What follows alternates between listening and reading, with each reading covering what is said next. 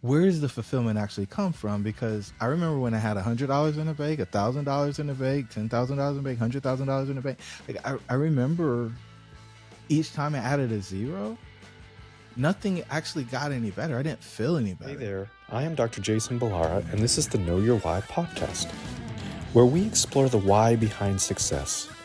Every week, I meet with real estate investors, veterinary entrepreneurs, mindset coaches, authors, and fitness professionals to uncover their why and how it drives them on the winding road to success. What is your why? Hi, everyone. I'm Jason Balara, and this is the Know Your Why podcast. Today, I'm here with Jerome Myers again, second time on the show, and it's been a long time, so I'm really excited to catch up. But I'll let Jerome tell his story. But I just want to say thank you, Jerome. Thank you for coming back. I really enjoyed our conversation last time. We were connected on social media. I feel like you're someone who has maybe reinvented yourself or made pivots in that really interesting ways. So I'm excited to hear about what you've been up to and let the audience. I'm sure there's probably new people now that can get to know you. So thanks for coming on the show. Man, I'm excited to be with you, Jason. Thanks for having me, man. I think you're in the 300s now. I was here in like episode 20 or something when you guys were Yeah. kicking it off. So this is Yeah. exciting to see you're sticking with it. And I'm sure the listenership has grown and you've helped a lot of people along the way. So just thank you for doing what you do. Yeah, appreciate it. Well, let's let people hear about you. Your background, what you've been through, what you're up to, that kind of thing. Let's hear your story. Man, what I've been through, what I'm up to, that's a whole can of worms. And Exactly. so if I just kind of give the full background, I went to engineering school and played football. Did that for 4 years, got out, got into the power industry as an entry-level engineer designing transmission lines. And that was not very interesting. And I knew I didn't want to be an engineer when I was in college. I'd fallen in love with this concept of decoupling time for money. Me and my buddy Duran were sitting on the stoop and we started counting. And it was like, I'm paying $395, you're paying $395, you got two roommates, everybody's paying $395, and then we multiplied it across the complex. The guy was making $700,000 a year, but we didn't see him. We never talked to him. Basically, he had third-party property management in place, and he got sent a check whenever the property did well. And I was like, man, I just want to make $70,000. I don't need to make $700,000. So how do you do that? The problem was, my mom stayed at home with me. My dad was an enlisted man. He was a soldier. And so we didn't have people with multi-million-dollar real estate portfolios coming over to the house for the cookout or pretty much anything else. So I did what you're supposed to do. I got the good job and started matriculating through corporate, got identified as a high performer. And in that, I got a ton of opportunities. Career was kind of growing. And then I did something crazy. I left the power company. People say you don't ever leave the power company. And got into some consulting and ended up flying around the world, working on power projects. Spent some time in Ghana, all over the US, and then a little bit down in the Caribbean. And so that was eye-opening for me because I got to see that there was so much more than, going to a place and sitting at a desk, and there was the ability to impact and influence on a greater level. And then I got a phone call, and some folks were working on a groundbreaking project in energy. They were taking overhead power lines and putting them underground for a really large area. I was like, that sounds really cool. He's like, yeah, we think we want to partner with the company that you're working for. And then after the interview, like, no, we don't want to partner with them. We want you on our team. We believe you're the person that can lead that effort. And so on January 13th, I showed up as employee number 2 in the division. And by September of that year, I had 175 people working on the team. End of the year, we did $20 million in revenue. And we had 30% profit margins on my P&L. I was like, man, this is really good. And then I get a call on December 24th, and it goes something like this. Hey, Jerome, I just want to check in with you before the end of the year. I just want to let you know that we're going to lay half the team off. And I was like, "We're gonna do what? That's not the right answer." It's like, "Yeah, you and I have been talking about this for a while, and I finally made a decision on what we're gonna do." And I said, "Yeah, but that's not the right answer." And eventually he got fed up with me. He said, "Look, man, it's 4:59 on Christmas Eve. I'm gonna spend the rest of the year with my family. I'll talk to you in the new year." And it was in that moment that, like, I thought I was an entrepreneur because I only talked to him every other week and saw him once a quarter. But then he could call and tell me what I was gonna do with the people who were working on my team, and it just it didn't feel right. On top of that, I'd never been the axe man, Jason, so I didn't know what to do, and so I spent that week figuring out who was gonna stay and who was gonna go in the most objective way that I could think, which was productivity, the project that we were working on. And so we get through that.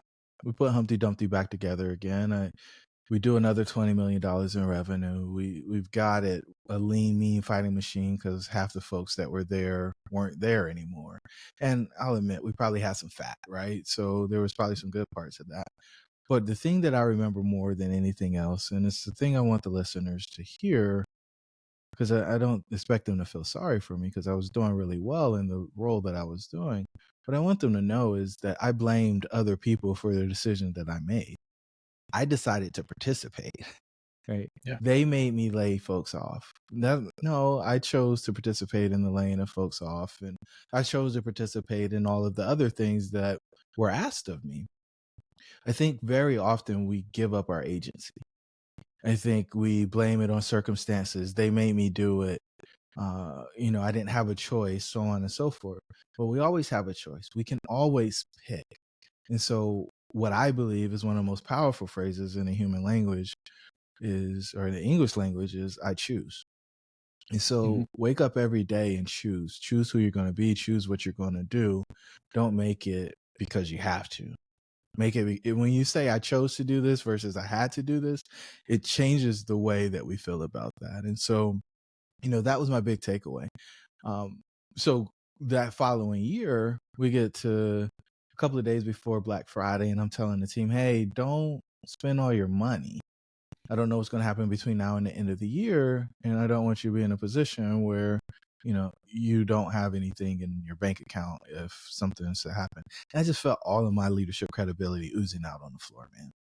So I decided I was going to drop out of corporate America, and I was going to figure out how to buy an apartment because in college, the guy told me, or I figured out how much the guy was making without him having to show up to make it. And so it took about a year, but we figured out how to do a deal. And then we did some more in a different city, and then we did some more. And I was like, oh man, this is not exciting at all. It's not what I thought it was going to be. I didn't really feel like I was making much of an impact, at least not in the way where people were showing up in my office and saying, we did it. We couldn't have done it without you. That part of being basically an executive in corporate America was really rewarding for me. Only time that I heard from people who did deals with me is they wanted to know when a check was coming or when the deal was going to close so that they could get a check. Yep. They didn't really, and then the residents who were living in the property only wanted to talk to the owner if there was something that they couldn't work out with the property management team. And so there was nothing filling for me in that. And in hindsight, I guess I should have got it. Nobody really cares about the building, the real estate. It's all of the work is in the people and your ability to make a better experience for the people. But when you have a manager doing that work, you're detached from the actual impact that you're making. And so, Yeah. we were able to buy those deals, manage them through COVID, figure out how to get a 3 to 4 equity multiple on the deals that we've exited to date. And really, for all intents and purposes, consider ourselves pretty successful in the real estate space. But there was a void. I wanted to figure out how I was going to actually help people make their dreams a reality because, buying apartments wasn't really doing that in any way, shape, or form. And so we started working with business owners, helping them figure out how to scale, figure out how to work less, although most people don't ever talk about that. And then if they had charitable goals, figure out how to double whatever their charitable giving was, and that was a time and a money component. And that was rewarding for a while, but Jason, I just hit a wall again. It didn't matter how much money I helped somebody make, they never actually felt better. They just found another reason why what they accomplished or achieved wasn't good enough or wasn't enough. And so I took a step back and I started saying, so what is this really about? Because it's not about whether you're a millionaire or a billionaire. And where does the fulfillment actually come from? Because I remember when I had $100 in the bank, $1,000 in the bank, $10,000 in the bank, $100,000 in the bank. Like I remember each time I added a zero, nothing actually got any better. I didn't feel any better. And then when I became an accredited investor, it wasn't like all the problems went away. And so I just started questioning, like, are we chasing the wrong thing? And the kind of pinnacle of this was standing in the back of a business conference, and a guy is doing a presentation on how to basically, it's like 7 steps to have a double unicorn exit of your tech startup or something along those lines, right? And I'm like, this is the most ridiculous title ever. Nobody could tell you a 7-step plan to get a $2 billion exit. Like, none of these things make any sense, but I'm listening to it.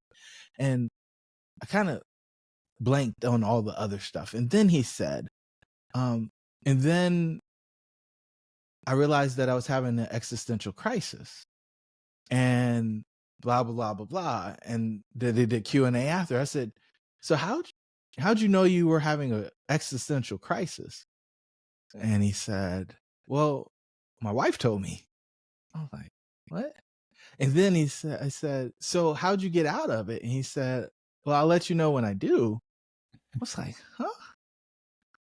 I was like, so this is the epitome of, somebody who probably had hundreds, so he's a centimillionaire, right? Hundreds of millions of dollars, more money than he ever thought he would ever have. And he's in a crisis. How does that work? And so we started digging. And what we found was that business owners have much of their identity, regardless of what industry it is, wrapped up in their business, especially if they've done it for more than 10 years.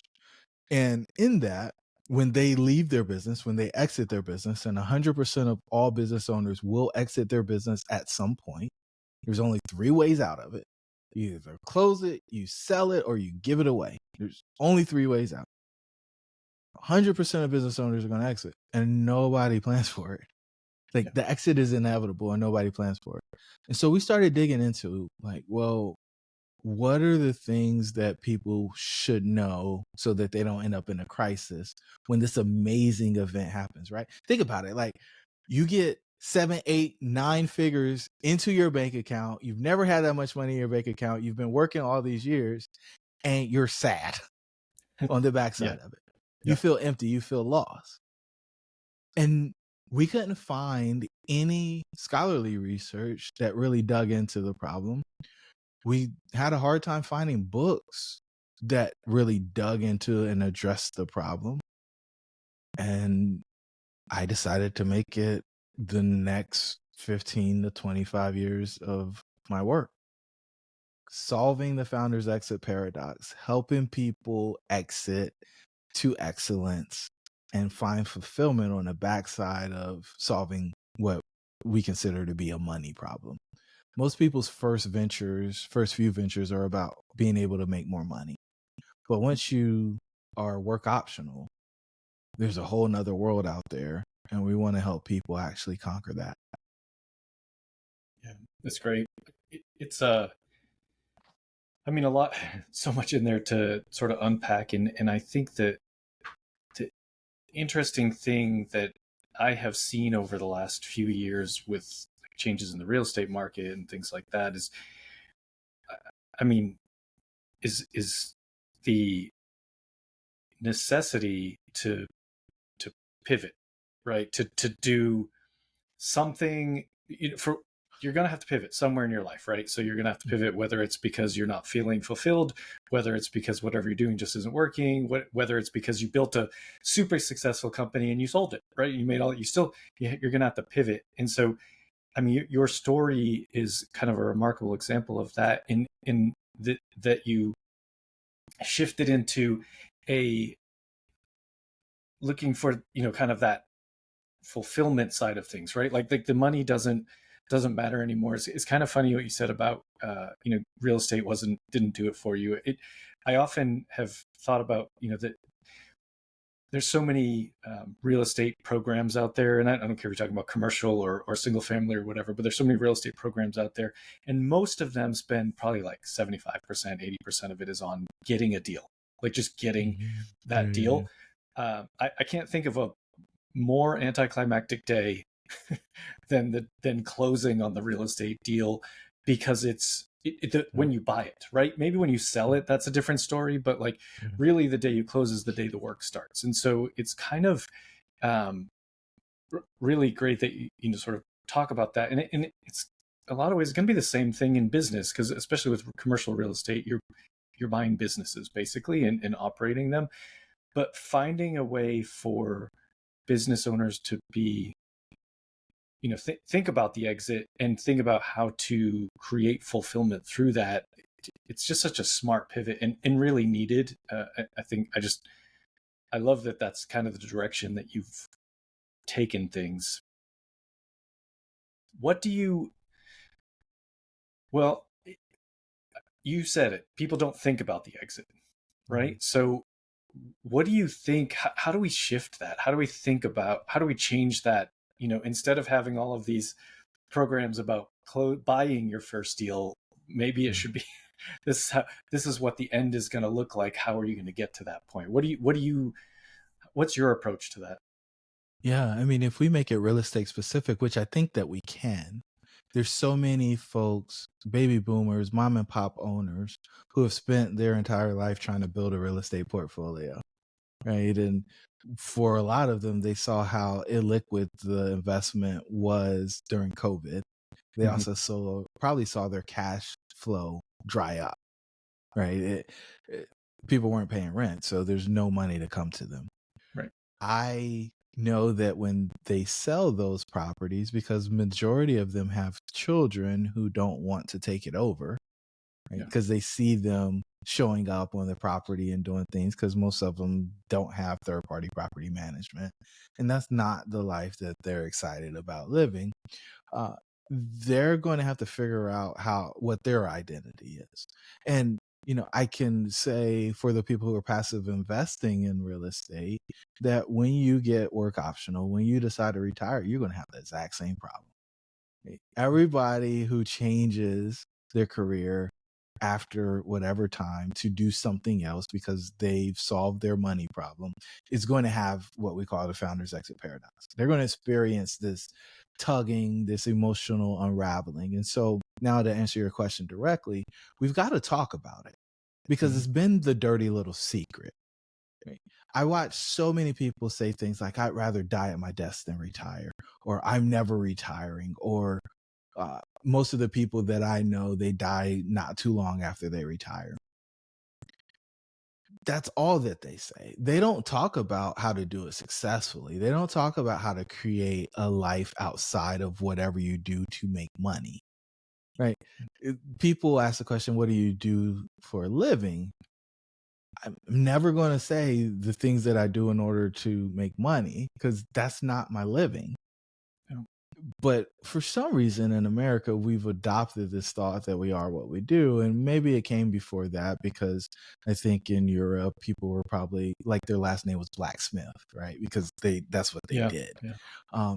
But I don't think that is an accurate reflection or depiction of what our life is today and what it should be with all of the advances that we've had. And so the only thing that I know to do is to run around. I'm trying to do 500 podcasts this year and talk about this. And then hopefully people will hear it and then talk to other people about it, so that people are aware that this exists. And then because of the research that we've been doing, because of the books that we've published, because of the new book that we're working on, we're hoping to be able to provide people with resources, more and new resources that help them think about themselves in a different way, because a lot of this comes down to self-acceptance. Yep. A lot of this comes down to self-love. What we found with people who are apex performers is they don't spend much time reflecting and appreciating and nourishing themselves. They're too busy being source for everybody else. And so when it comes time for them to actually think about who they are, what they've done, and why they enjoy or appreciate themselves, a lot of them have a hard time with that. And that is so important in the pivot, because you got to know where your strengths are. If you think about pivot in basketball, most basketball players are going to pivot on the same foot because they're better off of that foot than the other one.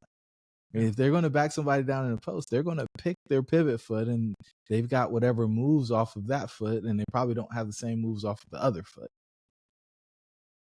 We're no different. And if we're playing an infinite game instead of a fixed game, and Simon Sinek pulled Simon Sinek on this one, if we're playing an infinite game, we've got to play a game that doesn't have a clock that runs out. Yeah. We, you talked about retirement, we talk about exit strategies, all these things that I think so many people think about as it's like a day, right? It's like a day in your life. That's like the day I retire, the day I sell my business, whatever it is, like any of those things we think about, it's a day. And it's like, it's the exact opposite of that, right? It's like, it's accumulation of everything that has led up to that point. Mm-hmm. And so, sort of living your entire life ignoring that exit and thinking that just on that day everything's going to be fine it's never going to work. It's never. And so, like, I agree, like, it has to be talked about. And I mean, and I say this as someone who has been that person. I still am that person sometimes that says I'm never going to retire. I like that kind of thing. Like I've said those things, and I've just realized that, like, I think some of it is just the words are wrong. Like so retirement has a bunch of different meanings depending on who you're talking to. Right. Retirement for me is work optional. Yeah. Are you work optional? If you're work optional, you're retired, because now you're playing the game not because you have to work, but because you want to. Yeah. And it's my thought that you should probably be spending, if you don't have to do it for the money, you probably should be doing something that's a little more noble than just trying to figure out how to eke out another % on the profit margin. Like, right. There's real impact that can be made.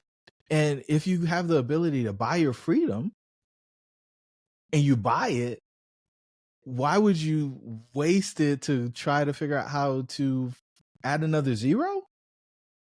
It's not going to really change the quality of your life. Your car is only going to be so nice. You might fly private instead of commercial now. You can double the size of your house, but I just think it's going to lead to your family spending less time together. Like, a better vacation. Like, what are we actually hoping that we're going to get out of it? And it's funny, I was interviewing a man who bought a business for $125,000. It was doing about $500,000 in revenue, and it had a negative $80,000 profit margin the year he bought it. When he exited that company 20 years later, it was doing $1.5 billion in revenue annually. Now, what he told me, and I mean, you got to think that he's probably got more money than God, right? Like, what he told me is that the money only amplifies the problems that you already have.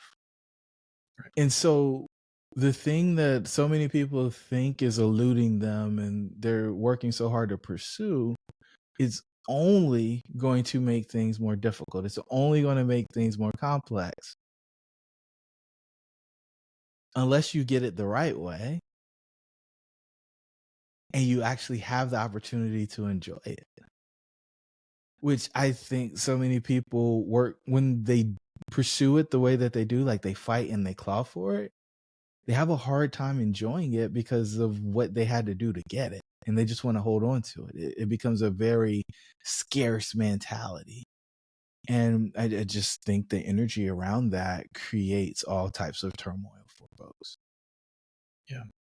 The idea of work optional, like the other thing about why I think that's a much better phrase is aside from the fact that it just doesn't sound so I don't know. Retirement has this like terminal feel to it, right? It's like this is the end. This is the end of any working I might do, and now I hope to live longer. Like that. Like it doesn't sound like have a very appealing feel to it. Work optional, you can do that at any time. Mm-hmm. You can do that. You can do that when you're 25. You can do that when you're 45. You can do it when you're 65. Doesn't matter. You can go work optional anytime. And it's not the end. It's the transition into doing whatever you're passionate about, like doing whatever creates impact, doing whatever. It's just a much better way to look at it, because I think telling people to try and get to retirement, it has this implication that you've got to have enough money stowed away that if you do absolutely nothing ever again, you can scrape by and take that money, and it'll get you to the end of your life, which is like such an unappealing way to actually think about the end of your life. It's not desirable. Yeah. It's not desirable in any way, shape, or form. To me, what is desirable and what I think most people rush to is work optional. I got my freedom at 25. Oh, really? How'd you do that? Oh, well, we did this, this, and this. What are you working on now? If you don't have an answer for that, then you get uncomfortable, right? Yeah. But if the thought is that I'm going to get my freedom so that I can work on the things that I'm most excited about, I want to solve the problems that I don't think anybody else in this world should ever experience. That to me sounds like a purpose-driven life. That to me sounds like a legacy worth having. Not how much money you had, but how many people did you impact? And so, one of the questions I like to ask when I'm speaking in front of groups, I was just at MIT and I told a story about a funeral that I went to back in 2012 with a guy that was co-captains of our defense for our football team. And the guy passed away. I hadn't talked to him in 12 years. And I was sitting in the parking lot. I got there 3 hours early after driving 3 hours to be at the funeral. And I asked myself, why am I here? And it's like, is it just out of the respect that I have from a guy that I played football with for 7 years? Like, is that it? Or maybe it was 6 years? Is that it? If I really cared, I probably would have reached out. I would have talked to him. And so I left, and I was driving a car that cost more than the house that I grew up in, but I went and looked at the house that I grew up in, and I was like, can't believe we started here. Like, the house I was living in at the time, that house would fit in the basement of the house. Like, this is kind of wild. And so I get back to the funeral, and at the end of the ceremony, they asked the pallbearers to come up and grab the casket and carry it out. And then I realized why I was there, because I didn't have my 6, Jason. I didn't know who my 6 people were that would carry my casket if I died that day. And I went on for a decade trying to figure out who are the 6 people who would carry my casket. Like, did my life matter? Did I make an impact? Who are the people who would fight over the opportunity to carry me when I couldn't carry myself? I didn't have an answer to that question. So to me, that translated into I hadn't solved the right problem yet. I hadn't solved the problem where I had such a big impact on people's lives that they would show up and be ready to stand in the gap for me. And I needed to go find that problem. And with the Founder's Exit Paradox, I think that I have. I believe that I can help people avoid so much pain, turmoil, and strife by making them aware that this is a thing. And then not only that, but also helping them figure out what their next is. Because if you know what you're exiting to instead of just exiting from something, things get really exciting. And so, like I said, we're going to dedicate the next 15 to 25 years working on helping people avoid falling into that valley after they get to the peak of their mountain. You know, all the hoopla around weddings, and it's like the day, for all intents and purposes, when you think about it in the grand scheme of a marriage, is anticlimactic. Nothing compares to the reunion, nothing, or the renewing of the vows. Nothing compares to the kid being born, or the kid graduating from college, or whatever big achievement or accomplishment the partner has during the journey of the marriage. Uh, but most people think before they get into it that is the wedding is the day. And I just don't think that there is a finish line. I think it's an infinite game. There is no end, as my friend Goggins says. There is no end.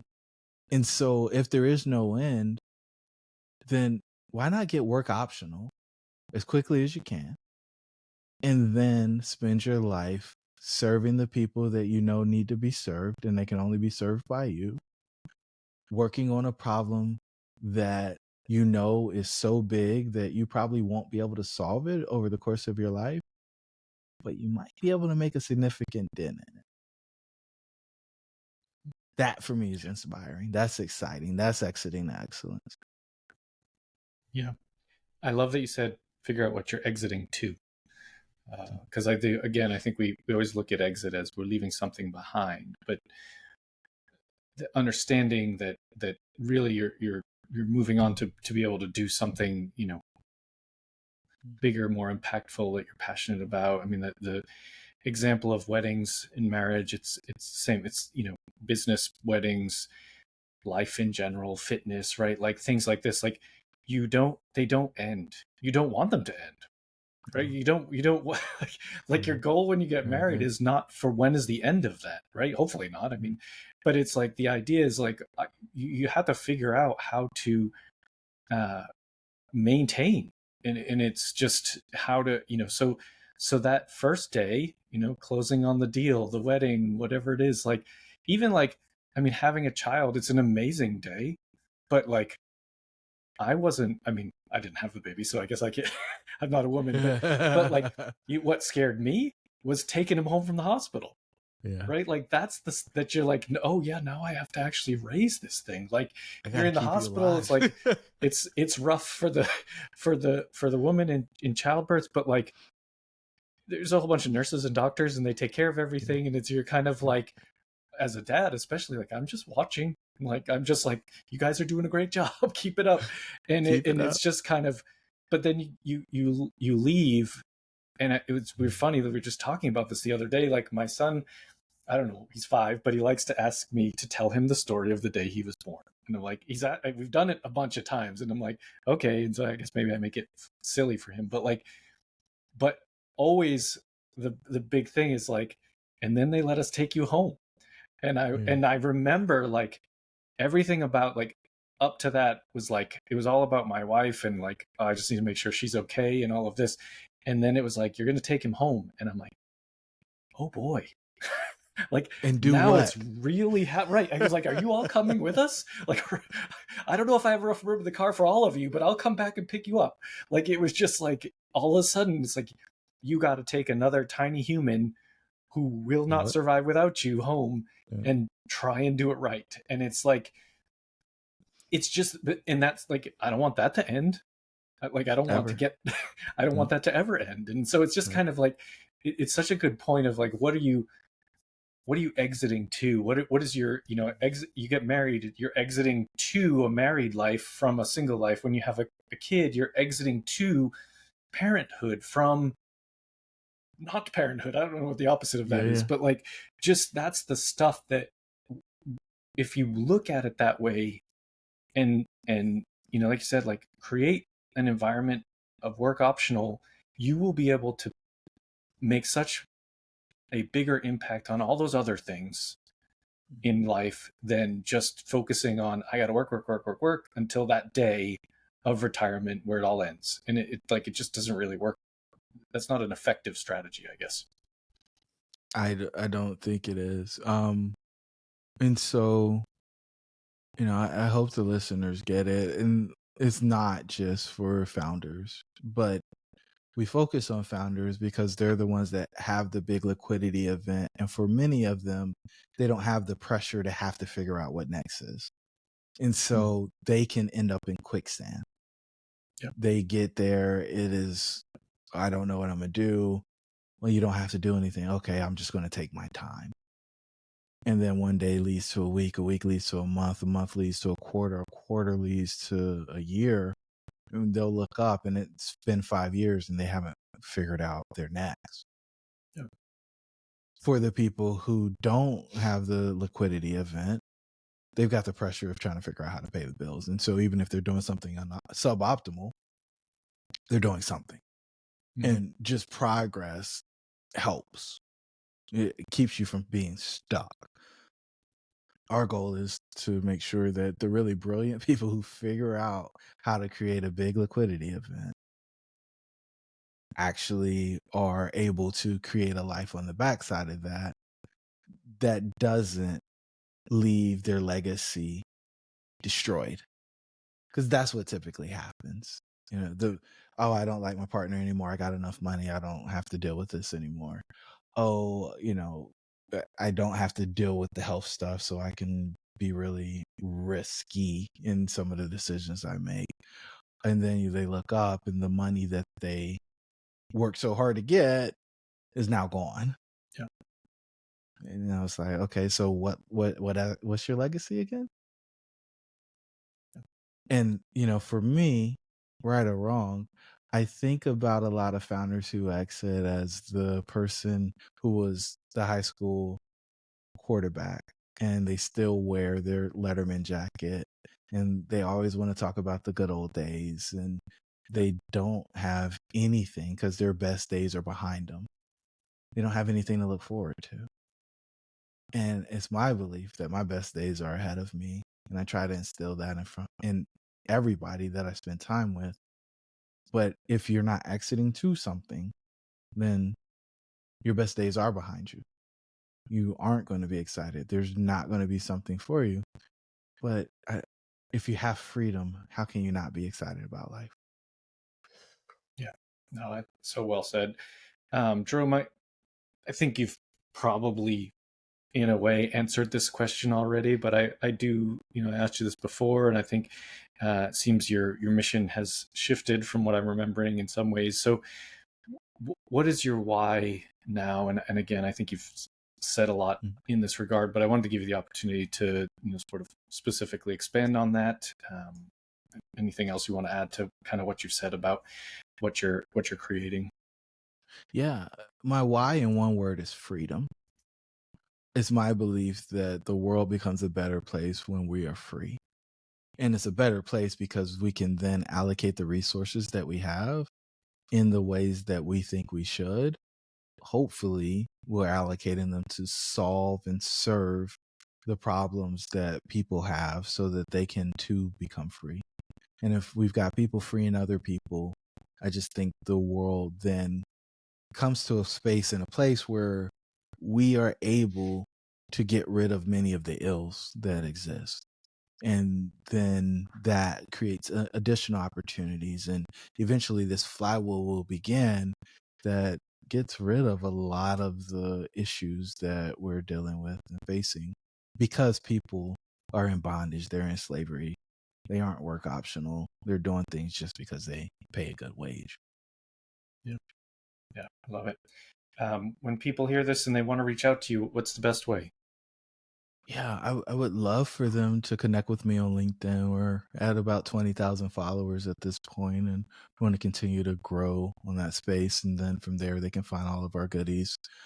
We've got white papers, we got books, we got a podcast, we got all kinds of stuff. But LinkedIn is the place to connect. Okay, and we'll put that in the show notes too, so people can find you easily. My last question for you, put a little bit of a variation on it. What do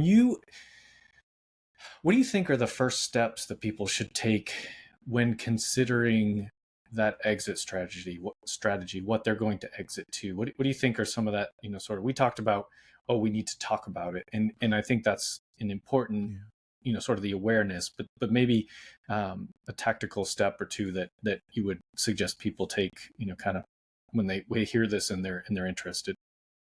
Yeah, so we came up with a four-step process to figure out what your next is, and we use the word next as the four steps. And so the N is for nourish, the E is for evaluate, the X is for explore, and then the T is for transcend. And so if we just think about the first step, so nourish, like how do you what do you know about yourself? What are you actually good at?